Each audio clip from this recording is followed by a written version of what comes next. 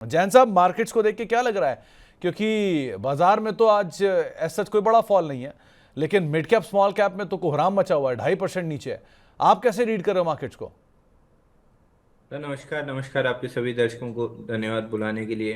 देखिए, मार्केट को हम वैसे ही रीड करें जो अब तक रीड करते आए हैं। मिड कैप स्मॉल कैप से आपको एकदम दूर रहना है, क्योंकि इस जोन में अगर आप आए और फंसे तो ये इस समय आपके प्राण लेके जाएगा ये। और मतलब किसी तरह का कोई रहम नहीं दिखाएगा।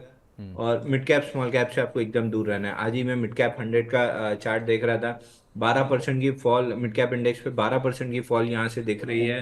और जो अगले 3 महीने में आते हुए दिख रही है। तो अगेन वही व्यू हम रिएटरेट करेंगे कि आपको एटलीस्ट मार्च एंड तक, मिड मार्च या मार्च एंड तक मिड कैप स्मॉल कैप शेयरों से एकदम दूर रहना है। जहाँ तक निफ्टी की बात है, ब्रॉडर इंडेक्स या लार्ज कैप की बात है, वहाँ पे हम ग्रॉसली ओवरसोल्ड हैं। तो यहाँ से डाउन साइड लिमिटेड है, लेकिन अपसाइड के कोई सिग्नल नहीं मिल रहा है। तो इसी वजह से मार्केट अपनी वजह से फिसल रहा है। Nifty around previous week low के आसपास है। Bank Nifty previous week low test करती हुई दिख रही है। तो 47,900 के अराउंड प्रीवियस वीक लो है, ये टेस्ट होते हुए दिख रहा है। ये टेस्ट होने के बाद कुछ हद तक बाउंस आता हुआ आपको मार्केट में दिखेगा, बट उससे ज़्यादा नीचे फिलहाल जाएगा ऐसा लगता नहीं है। बट अगर जाता भी है तो फिर हम उस बस को मिस करना पसंद करेंगे, क्योंकि एफआईआई डेटा बहुत ज़्यादा ओवरसोल्ड है। एक्सट्रीम ओवरसोल्ड लेवल्स को हम टच कर चुके हैं। तो यहाँ से हम शॉर्ट पोजीशंस लेना हमारे लिए एटलीस्ट थोड़ी सी मुश्किल बात है। तो हम वेट एंड वॉच के अप्रोच में मिड कैप स्मॉल कैप से हम दूर हैं। लार्ज कैप्स में हम कहीं भी रिजेक्शन या सपोर्ट पे फेल्ड लो की वेट कर रहे हैं। उसके बाद लॉन्ग पोजीशंस इनिशिएट करना स्टार्ट करेंगे। तो मिड कैप में क्या नंबर बोला आपने? 12% का और फॉल आ सकता है यहां से? जी, मिड कैप इंडेक्स में यहाँ पे करीब करीब 12% का और फॉल दिख रहा है।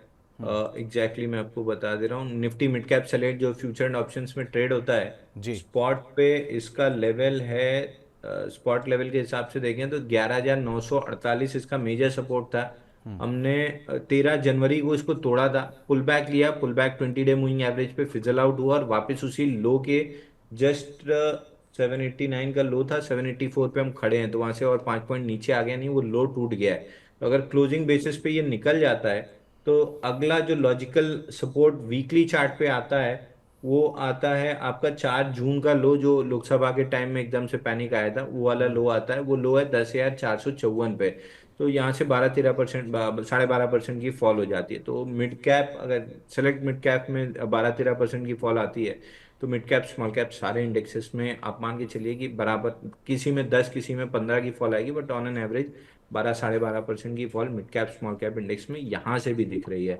निफ्टी बैंक निफ्टी पे जरूर हम पुल बैक की बात कर रहे हैं, लेकिन उसमें मिड कैप स्मॉल कैप का पार्टिसिपेशन आपको लगभग ना के बराबर ही देखने के लिए मिलेगा। इसलिए पुल बैक में जो लोग ये सोच रहे हैं कि एक बार निफ्टी बॉटम बनाए, हम पुल बैक में मिड कैप स्मॉल कैप लेके थोड़ा सा बाउंस प्ले कर लेंगे, आई वुड सजेस्ट कि आप अगर पॉजिटिव अल्फा स्पॉट कर सकते हैं तो ही मिड कैप स्मॉल कैप में आइएगा, नहीं तो ब्लाइंडली उससे दूर रहिए। लार्ज कैप्स में बाउंस बैक प्ले करने की कोशिश कीजिएगा।